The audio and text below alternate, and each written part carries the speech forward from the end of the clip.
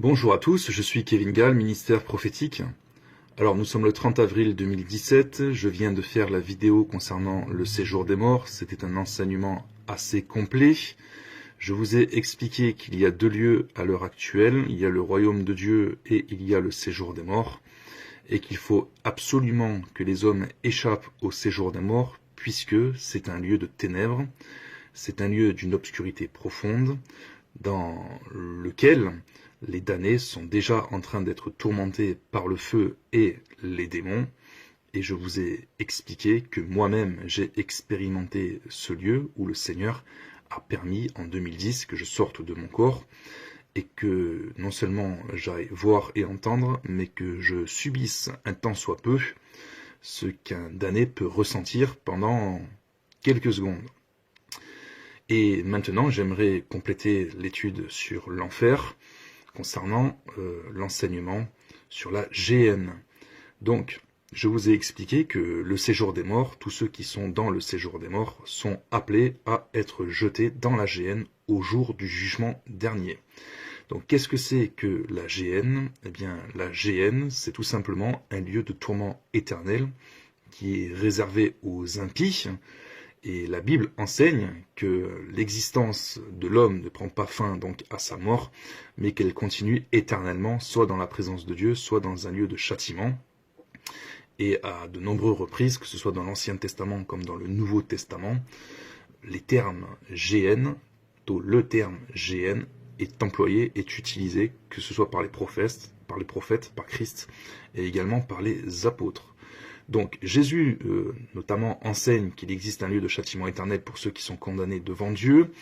Il s'agit de la réalité terrifiante d'un châtiment permanent, d'un lieu où, comme il dit, un feu qui ne s'éteint point, dans Marc chapitre 9 verset 44, d'un feu éternel qui a été préparé à la base, c'est vrai, pour le diable et pour ses anges. On voit ça dans Matthieu chapitre 25 verset 41, ou encore un lieu de fournaise ardente où il y a des pleurs et des grincements de dents. On peut lire dans Matthieu chapitre 13 verset 42, ou encore un lieu de captivité et de ténèbres dans Matthieu 22 verset 13, ou encore un lieu de tourment, d'agonie et de séparation du ciel, Luc chapitre 16 verset 23. Dans le séjour des morts, vous avez les damnés qui sont actuellement en train d'être tourmentés par les démons, mais dans la GN, vous aurez plus tard les damnés avec Satan et les démons qui seront tourmentés par le feu au siècle des siècles. Donc les avertissements bibliques concernant ce lieu sont nombreux. Il est question notamment par exemple dans les évangiles, on va relire un petit peu tout ça. Matthieu chapitre 3 verset 12, il a son vent ou son vanne à la main, il nettoiera son nerf et il amassera son blé dans le grenier, mais il brûlera la paille dans un feu qui ne s'éteint point. Un feu qui ne s'éteint point, ça veut dire que le châtiment par le feu est éternel, c'est ça que ça veut dire. Marc, chapitre 9, verset 43. Si ta main est pour toi une occasion de chute, coupe-la. Mieux vaut pour toi entrer manchot dans la vie que d'avoir les deux mains et d'aller dans la géhenne, dans le feu qui ne s'éteint point. Si ton pied est pour toi une occasion de chute, coupe-le. Mieux vaut pour toi entrer boiteux dans la vie que d'avoir les deux pieds et d'être jeté dans la géhenne, dans le feu qui ne s'éteint point. Et si ton œil est pour toi une occasion de chute, arrache-le. Mieux vaut pour toi entrer dans le royaume de Dieu n'ayant qu'un œil que d'avoir deux yeux et d'être jeté dans la géhenne, où leur ver ne meurt point et où le feu ne s'éteint point. Matthieu chapitre 13 verset 40. Or, comme on arrache l'ivrée et qu'on la jette au feu, il en sera de même à la fin du monde. Le Fils de l'homme enverra ses anges qui arracheront de son royaume tous les scandales et ceux qui commettent l'iniquité, et ils les jetteront dans la fournaise ardente, où il y aura des pleurs et des grincements de dents. Alors les justes resplendiront comme le soleil dans le royaume de leur Père. Que celui qui a des oreilles pour entendre, entende.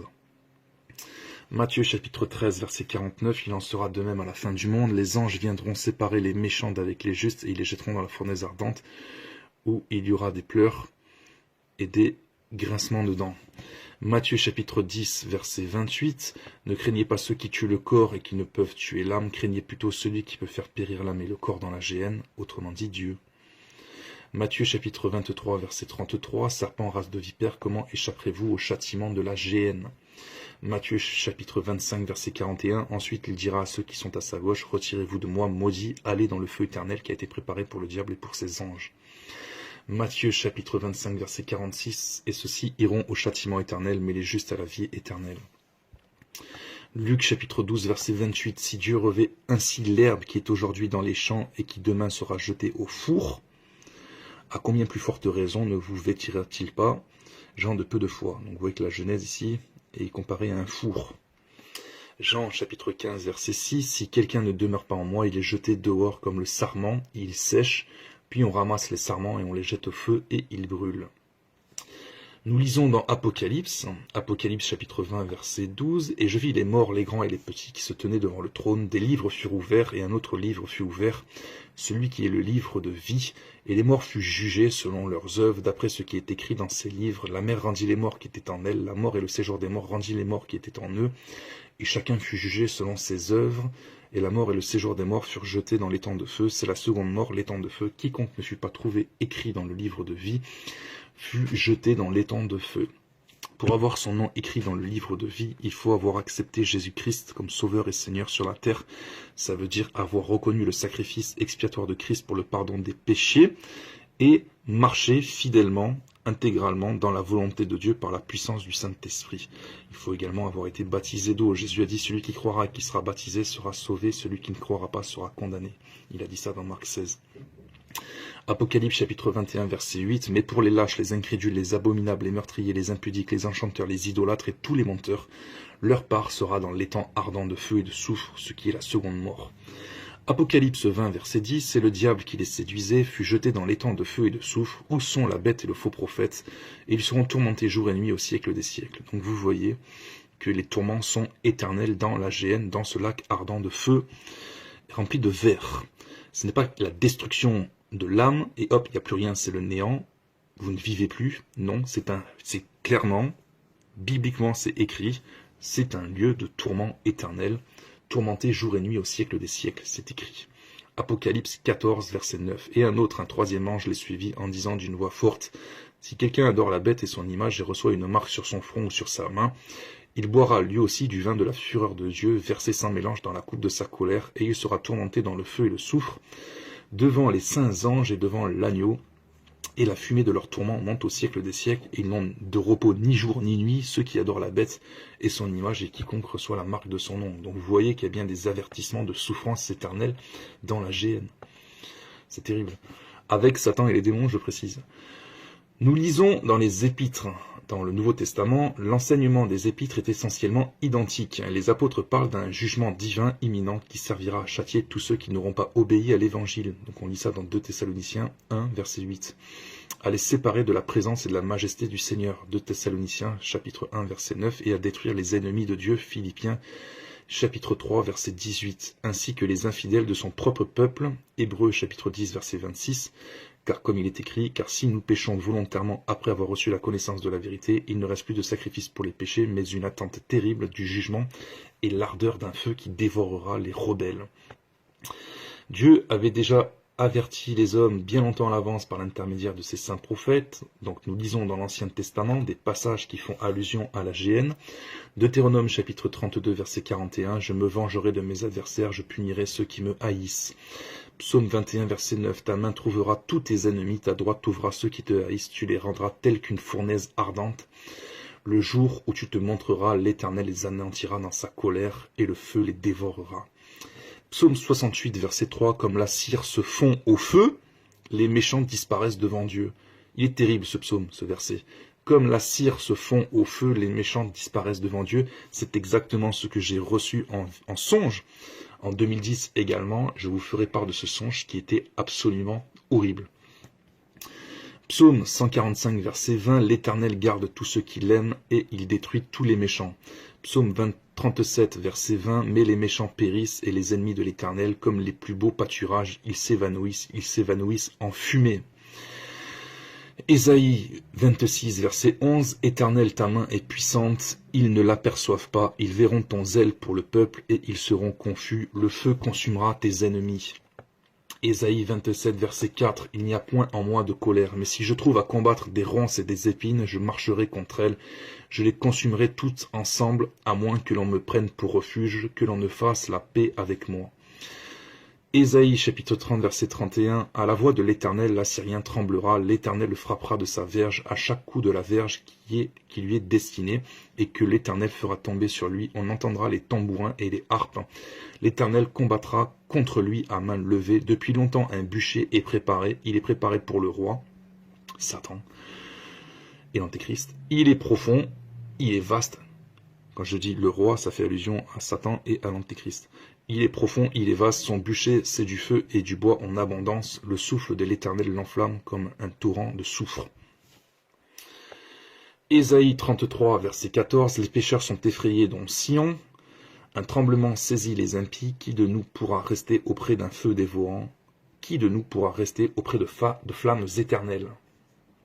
Donc c'est vraiment des versets qui amènent la crainte de Dieu, qui rappellent qu'on ne se moque pas de Dieu, et qui avertissent bien que si on est ennemi de Dieu jusqu'à la mort, le châtiment sera terrible. Ésaïe 64, verset 1, comme s'allume un feu de bois sec, comme s'évapore l'eau qui bouillonne, tes ennemis connaîtront ton nom, et les nations trembleraient devant toi. Terrible. Comme s'allume un feu de bois sec, comme s'évapore l'eau qui bouillonne, tes ennemis connaîtraient ton nom, et les nations trembleraient devant toi. Ésaïe 66, verset 14, vous le verrez, et votre cœur sera dans la joie, et vos os reprendront de la vigueur comme l'herbe. L'Éternel manifestera sa puissance envers ses serviteurs, mais il fera sentir sa colère à ses ennemis, car voici l'Éternel arrive dans un feu, et ses chars sont comme un tourbillon. Il convertit sa colère en un brasier, et ses menaces en flammes de feu. C'est par le feu que l'Éternel exerce ses jugements. C'est par son glaive qu'il châtie toute chair, et ceux que tuera l'Éternel seront en grand nombre. Ésaïe 66, verset 23, toute chair viendra se prosterner devant moi, dit l'Éternel, et quand on sortira, on verra les cadavres des hommes qui se sont rebellés contre moi, car leur ver ne mourra point, et leur feu ne s'éteindra point, et ils seront pour toute chair un objet d'horreur. Jérémie 4, verset 4, circoncisez-vous pour l'Éternel, circoncisez vos cœurs, hommes de Juda et habitants de Jérusalem, de peur que ma colère n'éclate comme un feu et ne s'enflamme, sans qu'on puisse l'éteindre à cause de la méchanceté de vos actions. Donc vous voyez que la colère de Dieu se manifeste par le feu. Ézéchiel, chapitre 22, verset 20, comme on rassemble l'argent, l'airain, le fer, le plomb et l'étain dans le creuset, et qu'on souffle le feu pour les fondre, ainsi je vous rassemblerai dans ma colère et dans ma fureur, et je vous mettrai au creuset pour vous fondre. C'est fort comme verset. C'est exactement ce qu'est la géhenne. Ézéchiel 24, verset 3. Propose une parabole à la famille de rebelles, et dis-leur, ainsi parle le Seigneur l'Éternel. Place la chaudière et verse-y de l'eau. Mets-y les morceaux, tous les bons morceaux, la cuisse, l'épaule, remplis des meilleurs os, choisis dans le troupeau et entasse du bois sous la chaudière, fais bouillir à gros bouillon, et que les os qui sont dedans cuisent aussi. C'est prophétique. Ézéchiel 24, 9. C'est pourquoi ainsi parle le Seigneur l'Éternel. Malheur à la ville sanguinaire, moi aussi je veux faire un grand bûcher. Entasse le bois, allume le feu, cuis bien la chair, assaisonne-la, et que les os soient brûlés. C'est déjà le cas dans notre séjour des morts, je vous l'ai dit. Lisez, écoutez la vidéo précédente sur le séjour des morts. Vous avez déjà des chaudrons, vous avez déjà des marmites dans lesquelles sont des damnés, et les démons sont en train de châtier tout ça avec des fourchettes. Puis mets la chaudière vide sur les charbons, afin qu'elle s'échauffe, que son airain devienne brûlant, que sa souillure se fonde au-dedans, et que sa rouille se consume. Les efforts sont inutiles, la rouille dont elle est pleine ne se détache pas, la rouille ne s'en ira que par le feu. Vous imaginez comment ces versets sont forts et puissants, comment les damnés seront châtiés éternellement à cause de leurs péchés, sans possibilité de s'en sortir. Vous voyez, les efforts sont inutiles. Autrement dit, pour s'en sortir, ce sera inutile, ce sera vain. Autant que les prières d'ailleurs. Pour s'en sortir, Dieu n'écoutera plus. C'est fini. On l'a dit dans la vidéo sur le séjour des morts, il n'y a plus de miséricorde. Celui qui descend, il ne remonte pas. Le crime est dans ta souillure, parce que j'ai voulu te purifier, que tu n'es pas devenu pur. Tu ne seras plus purifié de ta souillure jusqu'à ce que j'ai assouvi sur toi ma colère, ma fureur. Moi, l'Éternel, j'ai parlé, cela arrivera, et je l'exécuterai, je ne reculerai pas, et je n'aurai ni pitié ni repentir, on te jugera selon ta conduite et selon tes actions, dit le Seigneur l'Éternel.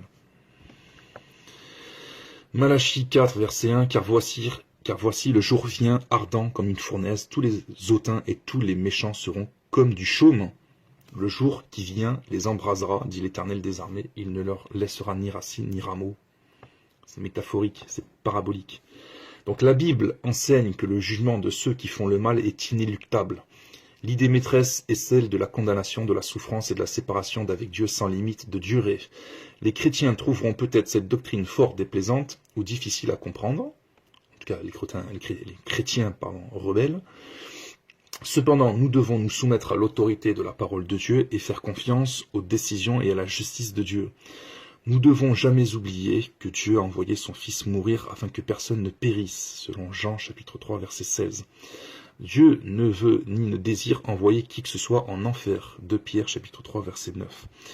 Ceux qui se retrouveront en enfer le devront à leur refus du salut offert par Dieu, selon Romains 1, 16. Le fait et la réalité de l'enfer devraient pousser l'ensemble du peuple de Dieu à haïr le péché de manière absolue, à chercher continuellement le salut des perdus et à avertir tous les hommes de la venue du juste jugement de Dieu. Apocalypse chapitre 2 verset 11. Que celui qui a des oreilles entende ce que l'Esprit dit aux églises, celui qui vaincra n'aura pas à souffrir la seconde mort. Alors j'aimerais vous parler du songe que j'ai reçu par le Seigneur. C'est exactement l'image que je vous ai mis devant, là, de cet homme en train de brûler. Alors en fait, dans ce songe, je voyais un homme qui était dans un bar et je savais que c'était un pasteur. Dans le songe, le Seigneur me montrait que cet homme était un pasteur qui faisait le sacerdoce, mais qui était aussi dans le monde, donc qui faisait le service de Dieu et qui en même temps se livrait à l'alcool, à l'ivresse, et je savais également que c'était des péchés liés à la fornication. Et donc je voyais cet homme dans ce bar, et tout à coup j'ai observé sa ceinture, parce que tout simplement je voyais de la fumée se dégager de sa ceinture. Je vous rappelle que la ceinture c'est le symbole de la vérité. Donc cet homme ne se tenait pas dans la vérité, et certainement aussi que cet homme ne prêchait pas la vérité. Et tout à coup j'ai vu le feu commencer à prendre au niveau de son pantalon, au niveau du haut de son pantalon, donc au niveau de la ceinture, et au niveau du bas de sa chemise. Et il ne s'apercevait pas tout de suite que le feu commençait à le consumer. C'est petit à petit qu'il a commencé à voir qu'effectivement de la fumée se dégageait de lui, et qu'un feu commençait à le dévorer. Et quand il a commencé à voir qu'il prenait feu, il a vite cherché à enlever sa chemise. Et plus il cherchait à enlever sa chemise, plus le feu commençait à prendre sa chemise de toutes parts. Et je l'ai vu, il a commencé à courir dans tous les sens et à crier, tout simplement parce qu'il commençait à souffrir, le feu commençait à le brûler dans son corps. Et il a commencé également à enlever son pantalon, puisque le feu commençait à prendre son pantalon, et tout à coup, il est devenu une torche humaine. Le feu l'a embrasé complètement, de la tête aux pieds, sans qu'il puisse pouvoir s'en défaire, et je l'ai vu tomber à terre. Il criait, mais d'une manière vraiment, c'était à grincer les dents, la manière dont il criait, parce qu'il souffrait. Imaginez-vous quelqu'un en train de devenir une torche humaine, vous allez le voir courir dans tous les sens, et crier. Sauf que lui, il ne mourait pas en fait. Il continuait de crier, sa chair se fondait, et j'ai même vu que le lieu dans lequel il était, il prenait feu entièrement. Donc imaginez-vous, vous avez un lieu qui devient tout à coup embrasé. Du plafond au sol, tout devenait en feu, Dieu consumait tout ça, et en vérité, ce lieu était transformé en lac de feu. Donc j'ai vu comme du liquide en feu qui s'élevait du sol, et j'ai vu cet homme commencer à baigner dans un feu. Et j'ai vu sa chair se fondre, j'ai vu ses vêtements et sa chair se fondre, et il est devenu un squelette. Et j'ai vu le feu commencer à monter en température comme une fournaise ardente, comme exactement je viens de vous le lire par Ézéchiel notamment. Et j'ai vu son squelette devenir jaune, incandescent, donc vraiment être embrasé, exactement comme si vous mettrez par exemple du métal dans un feu, comme ils font les forgerons, vous voyez qu'ils tapent par exemple une épée, le fer, etc. Et vous voyez que le fer devient jaune, incandescent. C'est exactement pareil avec son squelette. Il brûlait à une intensité folle. Et lui, il continuait de ramper, et moi j'étais devant lui, et j'ai vu effectivement qu'il tendait son bras vers moi, parce que lui, il me voyait, moi je le voyais, mais moi le feu ne m'atteignait pas en fait. Et c'est exactement cette photo. C'est pourquoi cette photo que j'ai vue ensuite, peut-être même quelques semaines après ce songe, quand j'ai vu cette photo, j'ai tremblé, j'ai pleuré, parce que c'est exactement ce que j'ai vu. Et j'ai dit, Seigneur, c'est incroyable comme tu conduis les choses, parce que c'est exactement ce que tu m'as montré en songe. Et il demandait à l'aide, au secours, il voulait que je le sorte du feu, mais j'étais sans puissance, sans pouvoir, j'étais là, j'avais les yeux qui restaient vraiment fixés et choqués, et je n'ai rien pu faire pour lui. Et un détail que je me souviens, sa mâchoire s'est détachée. Il gémissait tellement, sa mâchoire s'est détachée, et c'est comme si Dieu a voulu le faire taire en détachant sa mâchoire, comme si Dieu ne voulait plus l'entendre gémir. Donc ces gémissements étaient tellement grands après qu'il avait même plus la force de gémir, tellement c'était fort. Et il ne mourait pas. Il ne mourait pas, il gémissait, il souffrait d'une souffrance mais indescriptible. Et là, je suis pas en train d'exagérer, je suis pas en train de vouloir vous faire peur, je suis en train de vous dire la vérité, en vous donnant les versets bibliques sur la GN et en vous expliquant que ce qui est écrit est vrai et je l'ai vu de mes yeux. Donc, je suis descendu dans le séjour des morts, c'est la vidéo précédente, et Dieu m'a montré le sort réservé aux impies dans la GN. Et dans ce feu, il y aura non seulement les impies, tous ceux qui sont dans le séjour des morts, mais également Satan et les démons qui souffriront au siècle des siècles. Cette parole est certaine et véritable. Je vous conseille et je vous prie de prier le Seigneur maintenant. Si vous n'êtes pas en règle avec Dieu, mettez-vous en règle absolument avec Dieu, parce que cette souffrance, elle est indescriptible. Elle est éternelle. Tournez-vous maintenant vers le Seigneur Jésus-Christ d'une manière sincère et honnête. Il est mort pour les péchés des hommes. Dieu l'a envoyé exprès il y a plus de 2000 ans pour expier les péchés des hommes, pour les racheter à un grand prix, le prix de sa mort. Il a manifesté son amour pour nous en ce qu'il a envoyé son Fils Jésus-Christ afin que quiconque croit en lui ne périsse point mais qu'il ait la vie éternelle. Tournez-vous vers lui, convertissez-vous et vos péchés seront effacés, il vous accordera la vie éternelle. Marchez par son Saint-Esprit, faites-vous baptiser d'eau absolument, dépêchez-vous, le temps est court, et marchez par son Saint-Esprit de manière à surmonter les tentations du diable et accomplir la volonté de Dieu jusqu'à votre mort. C'est ma prière pour vous, n'hésitez pas à m'écrire kevingal@outlook.com et je répondrai à vos questions et je prierai pour vous. Soyez bénis, à bientôt, au revoir.